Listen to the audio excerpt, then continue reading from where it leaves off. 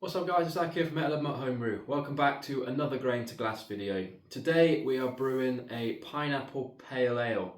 Not entirely sure why, I don't even particularly like pineapple, but I've just fancied brewing something like this for quite a long time. So I thought, screw it, let's do it. This one's going to be a little bit of a hybrid. Normally I'm a stickler for sticking to the style guidelines, but this one is, it's going to be a hazy pale ale, but it's got the sort of bitterness levels and is bordering on an American pale ale, so it's going to be like a hazy American pale ale, I suppose. So it should be really tropical, lots of sort of pineapple notes, but with a good whack of bitterness to go with it as well. So hopefully it comes out good. Like I say, it should be tropical, bitter, and just slightly unusual beer, but we'll see how we get on. So in terms of the brew day then, as per usual, I always set up my water the night before. Again, I've used Tesco Ashbeck water, which I'll link the water profile for up there. Somebody in my last video, my New England IPA video, I think it was Mark Burgess, said that the values I put up there for Tesco Ashbeck were actually wrong. So I've had a look at the bottle and he is 100% correct. I just haven't thought to check in 2 years. They've changed the mineral content, so I put the updated version up there.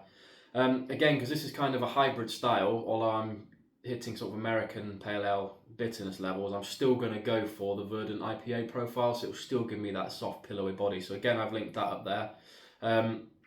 Obviously, as I said, I prepped the water the night before, stick all of my water salts in, and I'll leave that overnight to mix up. I won't put my exact water salt levels down because it'll be different depending on what source water you used. On to the recipe itself then. I'll link that into the description as usual, but this one I decided to stick with my sort of usual New England IPA base recipe. However, I normally use Maris Otter.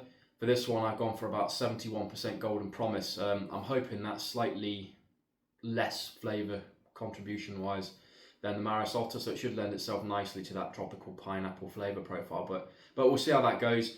Then as usual, for a bit of nice head retention and a bit of body, I've got about 11% each of flaked oats and wheat in there. And finally I've taken a leaf out of the Malt Miller Guy's book and I've got around to trying some chip malt.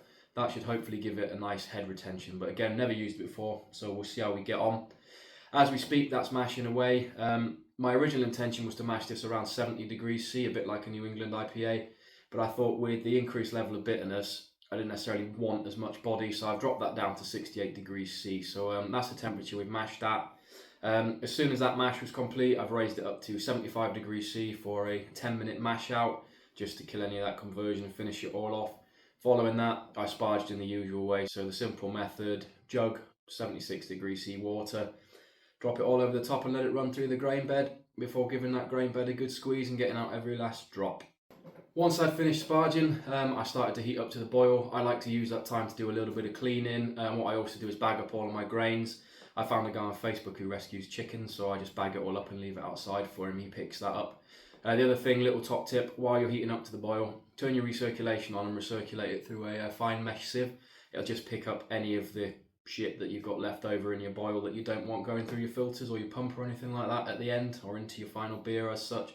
Always worth doing. I do it on every single brew. Right, now we've got a nice rolling boil going. I've started the timer. It's a 60-minute boil for this one. The hop schedule was fairly simple. The 60-minute mark, we've got a little bit of El Dorado going in. That's just to get that bitterness up there. Following that, the only other boil additions are going to be at around the 10-minute mark. I will put in a well-flocked tablet and some yeast nutrient. The rest of my hop additions are going to go in at flame out, so it's going to be a 20-minute whirlpool addition of El Dorado and Brew 1. Once I've done that, I will kill the boil, chill it right down to pitch and temp while I'll add my yeast. Today I'm trying the new yeast as well. We're sticking in 2 packets of Pineapple Passion, I think it's called, by WHC. Again, that should lend itself nicely to that tropical pineapple-y flavour. Following that, the only other hop additions are going to be a dry hop. In my last video I talked about dry hopping after fermentation, which is what I normally do. But this one, I kind of want that real tropical, bright, pineapple-y vibe. So I'm actually going to dry hop during active fermentation. So what I'll do is wait till I'm about 10 points from final gravity and then stick my dry hops in. Hopefully that'll sort of encourage that biotransformation with that yeast, especially with the Brew 1 and El Dorado hops. And we'll see if we can really push that tropical pineapple flavour. Well, I was not expecting to make this video so early, but I pitched that yeast at 24 degrees C around 12 o'clock yesterday. That's slap bang in the middle of the manufacturer's recommendations. So WHC say ferment between 22 and 26. So I pitched at 24 and I've been fermenting at 24. It is now, just shy of 9 o'clock the next day. So not even 24 hours and it is already ripping away. It's taken that beer from 1.050 to 1.020 in less than 24 hours, which by any stretch of the imagination is quick. So I'll probably be looking to dry hop sooner rather than later. Not sure if you can see that, but we are now on Tuesday evening. So obviously brewed Sunday afternoon. Tuesday evening at about 7 o'clock. That is well and truly done. Krausen's completely dropped, there's no airlock activity, and my rat pill is giving me a stable reading. The intention obviously was to dry hop during active fermentation, but this has been so fast I missed it. Because of that, I'm not going to rush it now, there's no point. I'm just going to leave it for another day or two and I'll get the dry hops in then and treat it as I would any normal beer.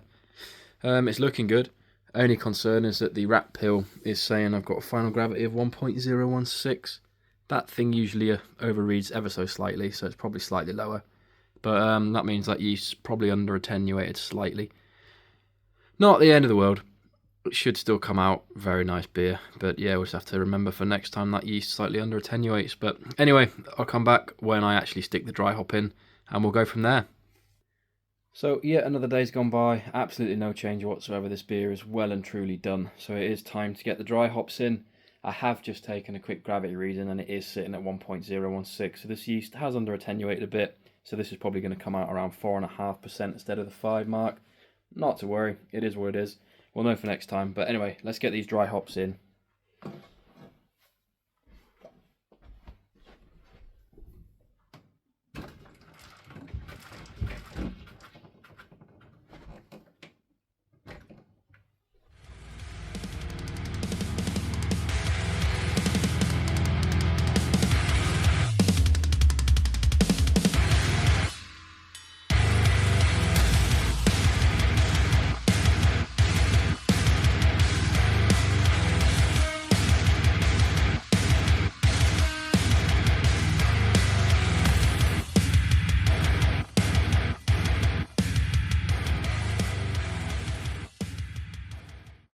Right, the final product then.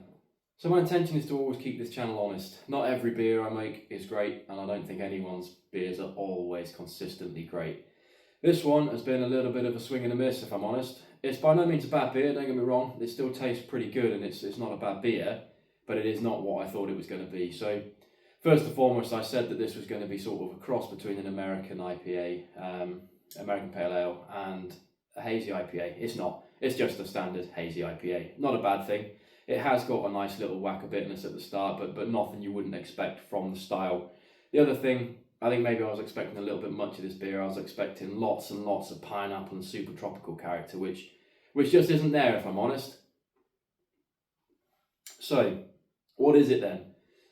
It's quite a crushable 4.7% Hazy IPA. Genuinely the sort of beer I'd sit sipping in the sunshine in summer, smash a few of them, but it's nothing to really sort of write home about. As I say, it's decent, it's nice, there's nothing wrong with it, but it's not what I expected. In terms of sort of flavour profile, it's got a lot of orange citrus is the way I would describe it. There's not much pineapple there. There's a tiny bit, but not a great deal. It's it's very orange citrus. The mouthfeel on it, very, very nice. So that verdant water profile is working really quite nicely. It's soft, pleasant, and it works quite nicely, slightly strangely, with that little hit of bitterness. It makes it really easy to drink, and at 4.7%, you could definitely put a lot of them away. The aroma is very similar. It's very orange citrus. So again, as a tropical hazy pale ale with lots of pineapple, it's failed miserably. But as an easy drinking, crushable hazy pale ale that's really quite mellow, I would definitely sort of have it again. It wouldn't be the beer that I chose, and it's one of those, if I had it at a bar, I'd be like, yeah, that's all right, but I probably wouldn't go back for another. Again, nothing wrong with it, easy drinking, just not what I expected it to be. So I think if I was to brew this again, I'd probably go back to the drawing board and just do it from scratch. I think I'd change everything. I'd definitely add more of the hops. I think I'd lean more into the Brew 1 than the Eldorado. See how that came out. The other idea I had was actually putting a little bit of this on some fresh pineapple or some pineapple juice. I might give that a go and just transfer 4 litres across. I've got one of the little oxybar kegs, and see what happens, see if we can get a bit more pineapple flavour out of it that way. But all in all, not the best beer I've brewed. Drinkable, nice, pleasant, but not the best beer in the world. So again, thanks for watching. Feel free to check out any of my other videos. I've got a recent one of a New England IPA that came out really nicely if you want to give that a go. But otherwise, cheers, thanks for watching.